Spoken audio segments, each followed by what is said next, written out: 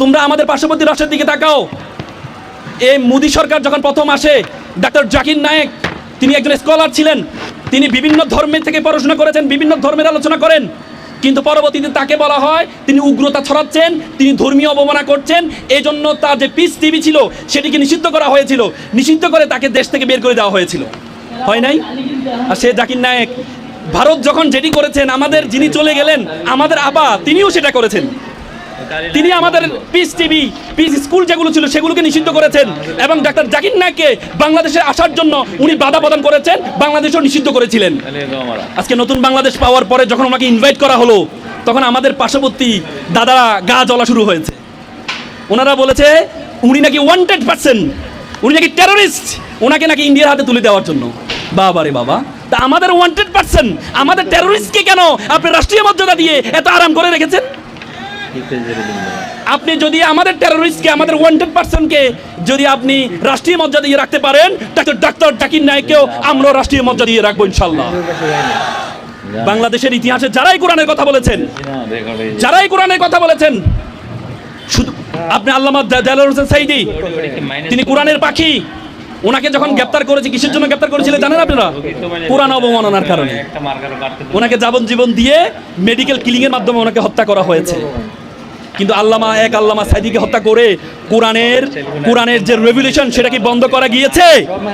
প্রত্যেকটা ঘরে একজন সাঈদী তৈরি হয়েছে, শুধুমাত্র আমাদের দেশে নয়। If you look at the background of the history of the world, আপনি সক্রেটিসের দিকে তাকান। সক্রেটিসকে প্রথমে গ্রেপ্তার করা হয়েছিল ধর্মীয় অবমাননার কারণে, হেমলক বিষ দিয়ে তাকে হত্যা করা হয়েছিল। গ্যালিলিওর দিকে তাকান, গ্যালিলিওকে ধর্মীয় অবমাননার কারণে গ্যালিলিও একটা থিওরি দিয়েছিলেন। বাইবেলে যে থিওরিতে বলা হয়, বাইবেলে বলা হয়েছে যে পৃথিবীর চারপাশে নাকি সূর্য প্রদক্ষিণ করে, যেহেতু দেখা যায় সূর্য একবার উঠে একবার নামে, বাইবেলে বলেছে, কারণ বাইবেলের অংশটা তারা তৈরি করেছে। গ্যালিলিও প্রথম বলেছেন 1662 সালে, তিনি বলেছেন না, সূর্যের চারদিকে পৃথিবী প্রদক্ষিণ করে। এটা বলার কারণে উনি নাকি ধর্মকে অবমাননা করেছেন, এই জন্য ওনাকে গ্রেপ্তার করেছেন। গ্রেপ্তার করে পরবর্তীতে মেডিকেল কিলিং এর মধ্যে যাবজ্জীবন কারাদণ্ড দিয়ে আল্লামা দেলোয়ার হোসেন সাঈদীর মতো ওনাকেও জেলে হত্যা করা হয়েছে। কিছুদিন আগে 1992 সালে ভ্যাটিকান সিটি, যেটা একমাত্র পোপ, একমাত্র ক্যাথলিক খ্রিস্টানদের একমাত্র রাষ্ট্র, পৃথিবীর ছিদ্রায়িত রাষ্ট্র ভ্যাটিকান সিটি, সে ভ্যাটিকান সিটির পোপ বলেছে গ্যালিলিওকে যে আমরা হত্যা করেছি এটা আমাদের জন্য ভুল ছিল, গ্যালিলিও সত্য ছিল। এবং ওনার বই অ্যাস্টোরি মেসেঞ্জার, সেই বইটা নিষিদ্ধ করেছিল। সেই বইটা সবার জন্য উন্মুক্ত করে ওনাকে রাষ্ট্রীয় মর্যাদায় সম্মানিত করা হয়েছে। তো সুতরাং পৃথিবীর এই ইতিহাসে যারাই ধর্ম নিয়ে কথা বলবে, ইসলাম নিয়ে কথা বলবে, তাদেরকে এই শাস্তিটা দেওয়া হয়, এই শাস্তিটা দেওয়া হয়।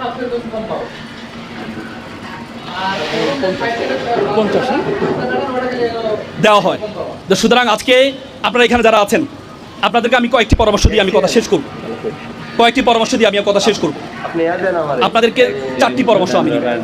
প্রথম পরামর্শ হচ্ছে আপনাকে you have to be exceptional, আপনাকে ব্যতিক্রম হইতে হবে। আগে বলতো নলেজ ইজ পাওয়ার, এখন বলে knowledge is powerless without skill. দক্ষতাবিহীন নলেজের কোনো ভ্যালু নেই, দক্ষতাবিহীন নলেজের কোনো ভ্যালু নেই। আগে দেখেন শুধুমাত্র নলেজকে গুরুত্ব দেওয়া হতো, আর এখন দক্ষতাকে গুরুত্ব দেওয়া হয়,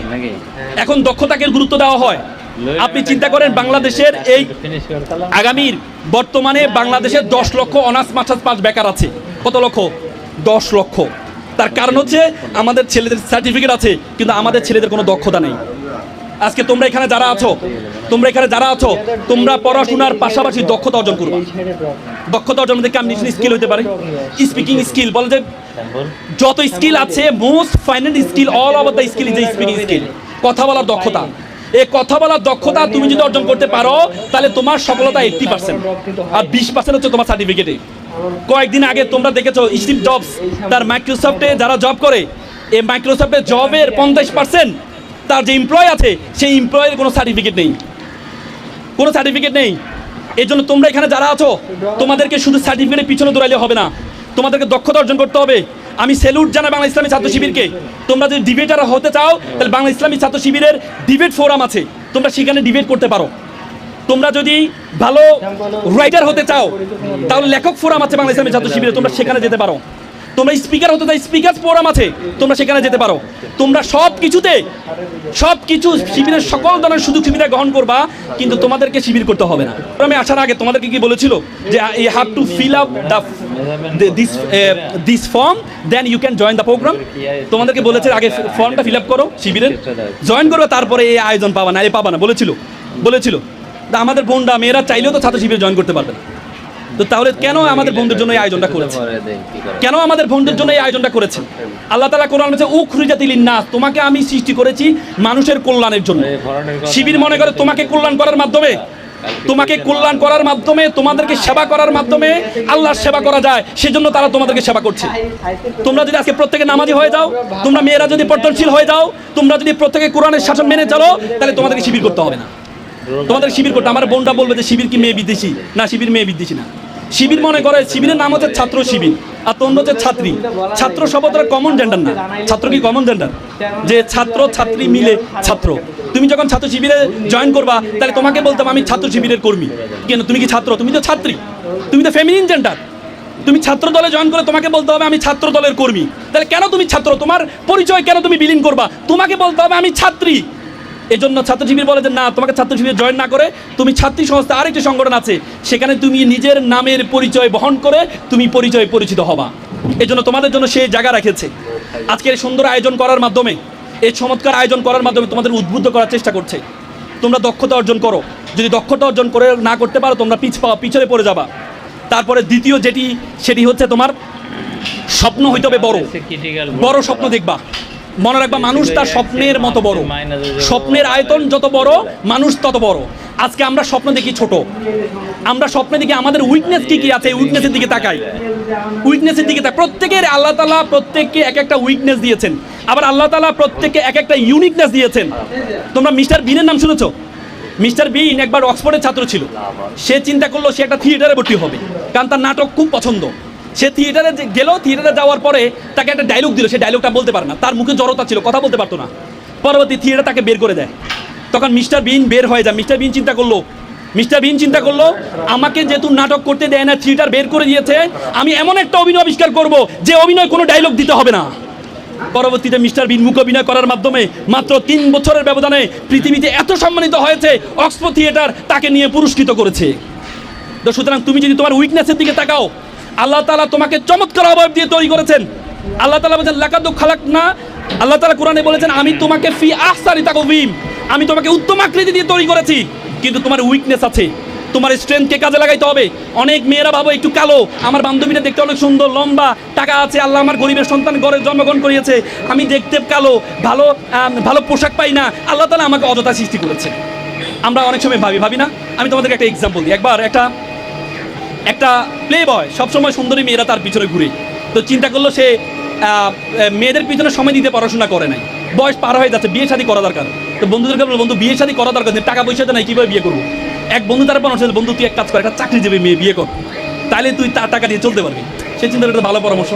পরবর্তী সে একটা মেয়ে দেখতে যাবে, বন্ধুদেরকে সবাইকে বলো বন্ধুরা চল একটা মেয়ে দেখতে যাবো।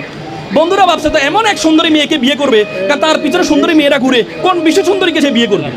কি দেখেছে মেয়েটা কালো, ও বন্ধু মেয়ে তো কালো, তা যা বেটা, জাতের মেয়ে কালো ভালো, নদীর জল গোলা ভালো। একটু পরে দেখেছে মেয়েটা টেডা, ও বন্ধু মেয়ে তো টেডা, তা যা বেটা, এটা লক্ষ্মী টেডা। মানে মেয়েটার যতটুকু উইকনেস আছে সবগুলো উইকনেস স্ট্রেংথে পরিণত হয়েছে শুধুমাত্র তার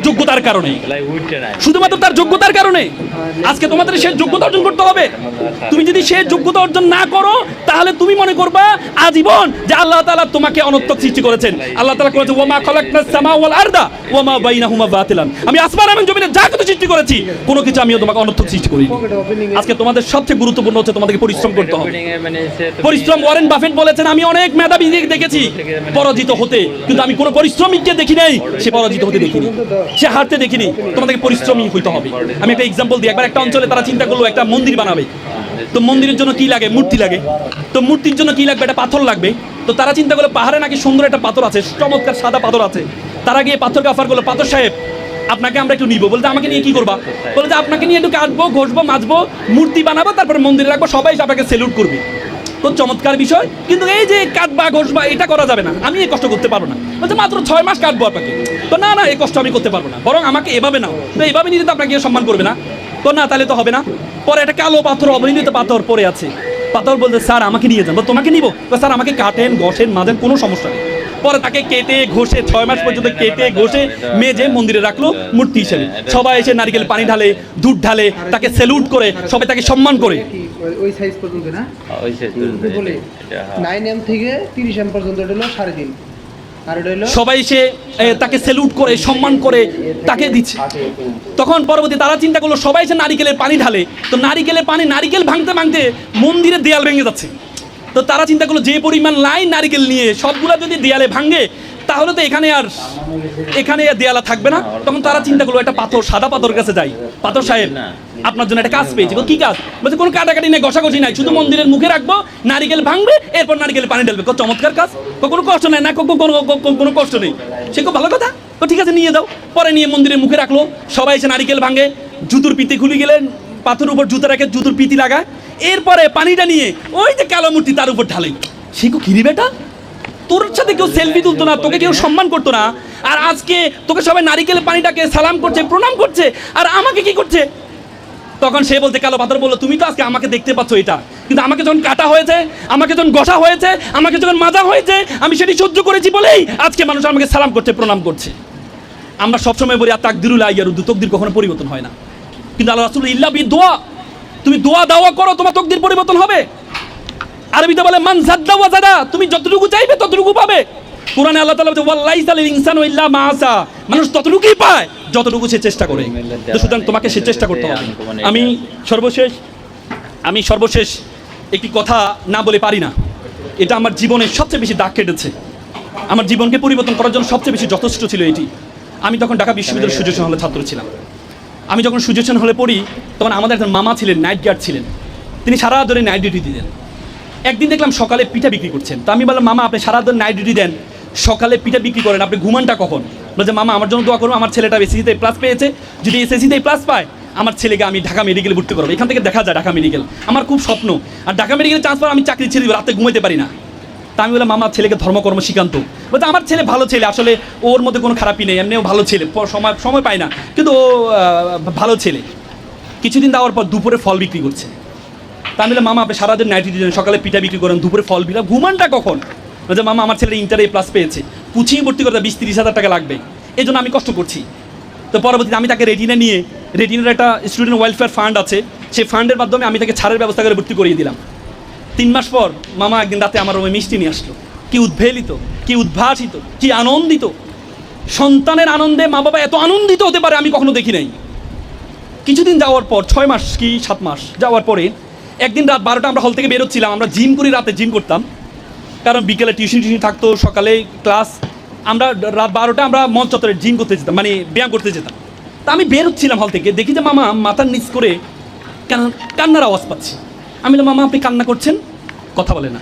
আচ্ছা মামা আপনি মাথা উঠান, কী হয়েছে? আপনার ছেলে ঢাকা মেডিকেল পরে, আপনি কান্না করছেন কেন? তো মামা আমাকে ক্ষমা করবেন। কি হয়েছে? তো মামা আমাকে ক্ষমা করবেন, মামা আমার ছেলেটা ইয়াবা আসক্ত, মামা আমার ছেলেটা ইয়াবা আসক্ত। গতকাল এসেছে, বাসায় এসেছে, শোকেজের গ্লাস ভেঙেছে, আলমিরার গ্লাস ভেঙেছে টাকার জন্য। বিশ্বাস করেন মামা, আমি মনে করেছিলাম আমি আমার ওয়াইফ যখন অসুস্থ হবো আমার ছেলে আমাকে সুস্থ করবে। আজকে আমি সুস্থ মানুষকে আমার ছেলে অসুস্থ বানিয়ে দিচ্ছে। এমন বর্বর ছেলে আমি চাইনি, এমন অসভ্য ছেলে আমি চাইনি। আমার ভাইয়ের ছেলে দিনমজুর, সারাদিন রিক্সা ছেলে, এসে একসাথে খাওয়া দাওয়া করে। আজকে 3 মাস আমি আমার ছেলেকে দেখি না, আজকে 3 মাস আমি আমার ছেলেকে দেখি না। With you respect to our guardians, এখানে অনেক গার্ডিয়ান্স আছেন, আপনার ছেলেকে ডাক্তার বানালেন, ইঞ্জিনিয়ার বানালেন, কোনো কাজে আসবে না। এই ছেলের মধ্যে ধর্মীয় জ্ঞান না থাকে, এই ছেলে ভয়ঙ্কর আকার ধারণ করবে, ভয়ঙ্কর আকার ধারণ করবে। ইংল্যান্ডের শিক্ষা কমিশনের চেয়ারম্যান ছিলেন। ইংল্যান্ডে 40 বছর কোনো ধর্ম ছিল না মধ্যযুগে। ইংল্যান্ডের শিক্ষা কমিশনের চেয়ারম্যান ছিল স্টিমলি হিল। স্টিমলি হিল একদিন চিৎকার করে বলছিলেন, if you teach your children 3 years, তুমি তোমার সন্তানকে 3টি আর্ট শিক্ষা দাও, রিডিং, রাইটিং, ম্যাথমেটিক্স। তুমি যদি তোমার সন্তানকে 4র্থ আর্টটি শিক্ষা দিতে ভুলে যাও, দ্যাট ইজ আ রিলিজন, তাহলে তুমি তোমার সন্তান থেকে 5ম আর্টটি পাবা, রেস্কিলিটি, বর্বরতা, বর্বরতা, বর্বরতা। ধর্ম আপনাকে শিক্ষা দেয়, ওয়াকফিদ লাহুমা জানাউযুল মিনার রহমা ওয়াকুল রব্বির হামহুমা কমা রব্বায়ানি সগীরা। হে আল্লাহ, আমার মা বাবা আমাকে যেভাবে লালন পালন করেছে, তুমি আমার মা বাবাকে সেভাবে লালন পালন করো। ধর্ম আপনাদের শিক্ষা দিয়েছে ওয়ালা তাকুল্লাহুমা উফি ওয়ালা তানহারহুমা ওয়া কুল্লাহুমা কাওলান কারীমা। মা বাবার সাথে উফ শব্দটি পর্যন্ত ব্যবহার করো না, উফ শব্দটি পর্যন্ত ব্যবহার করো না। আল্লাহ রাসূল বলেছেন মান লাইসা মাল্লাম ইরহামা সগীরান ওয়া লাম ইউকরু কাবীরানা। তুমি আমার উম্মত নয় যদি ছোটদেরকে স্নেহ না করো, বড়দেরকে শ্রদ্ধা না করো। It's a religion, each and every religion respect parents.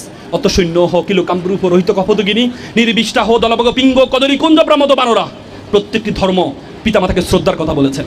তো সুতরাং তোমরা এখানে যারা আছো তোমাদের পিতামাতার প্রতি সর্বোচ্চ সম্মানবোধ তোমরা রাখবা। পারবা তো ইনশাল্লাহ? পারবা তো ইনশাল্লাহ? আর এই সুন্দর দেশ, এই সুন্দর বাংলাদেশ, পৃথিবীতে এত সুন্দর দেশ তুমি কোথাও পাবা না।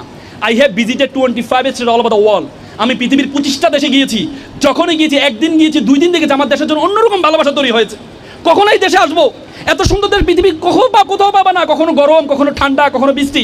আমি কিছু আগে রাশিয়া গিয়েছিলাম, নামাজ পড়ার জন্য, অজু করার জন্য মোজা খুলেছি, অজু করবো, পানিতে হাত দিয়েছি, -25, আমার আঙ্গুল ফেটে রক্ত বের হয়েছে, আঙ্গুল ফেটে রক্ত বের হয়েছে। এত সুন্দর দেশ তুমি কোথাও পাবা না। জন এফ কেনেডি বলেছেন তুমি কিছুই করতে হবে না, তুমি তোমার দায়িত্বটুকু পালন করো, তাই তোমার দেশের জন্য তুমি অনেক কিছু করা সম্ভব। পারবা তো ইনশাল্লাহ? আজকে এখানে শহীদের মা আছে, বাবা আছে। এই শহীদের যে ছেলে মেয়েদেরকে আমরা বলতাম, জেনজিদেরকে আমরা বলতাম এরা পাবজি নিয়ে থাকে, এরা পাবজি নিয়ে থাকে, এদের দিয়ে এরা হচ্ছে ফার্মের মুরগি। সে জেনজিরা আজকে আমাদের দেশকে সুন্দর করার জন্য জেনজিরা স্লোগান দিয়েছে, বুকের মধ্যে অনেক ঝড়, বুক পেতেছি গুলি কর। সে জেনজিদের রক্তের বিনিময়ে বাংলাদেশ আমরা পেয়েছি। এই বাংলাদেশ নতুন কোনো শহরের শাসকের হাতে তুলে দিব না আমরা। সুতরাং সুন্দর বাংলাদেশ করার জন্য তোমাদের আহ্বান জানাচ্ছি। তোমরা যারা শিক্ষার্থী আছো সকলে একটু দাঁড়াও, শিক্ষার্থী সকলে একটু দাঁড়াও, সকলে একটু একটা ওয়াদা আমার সাথে করবা। সামনে হাত নাও, আমার মতো, আমি যেভাবে নিচে হাত নাও, আমার সাথে বলবা। বলো আমি ওয়াদা করছি, লাউডলি বলো, লক্ষ্মীপুরের ছেলেমেয়েরা লাউডলি বলো, আমি ওয়াদা করছি খারাপ কিছু দেখবো না, খারাপ কিছু বলবো না, খারাপ কিছু শুনবো না। যে মুখে ডাকি মা, সে মুখে মাদক না। মানুষের মতো মানুষ হব, পিতামাতাকে শ্রদ্ধা করব, নিজের দেশকে নিজেই করব। আবার বলো আমি ওয়াদা করছি খারাপ কিছু দেখবো না, খারাপ কিছু শুনবো না, খারাপ কিছু বলবো না। যে মুখে ডাকি মা, সে মুখে মাদক না। মানুষের মতো মানুষ হব, পিতামাতাকে শ্রদ্ধা করব, নিজের দেশকে নিজেই করব। তোমরা যারা ছোট শিশু, বড় হবে ঠিক, তোমরা হবে শিল্পী, কবি, লেখক, বৈজ্ঞানিক। আজকে যারা ফুলের কলি, কালকে হবে ফুল।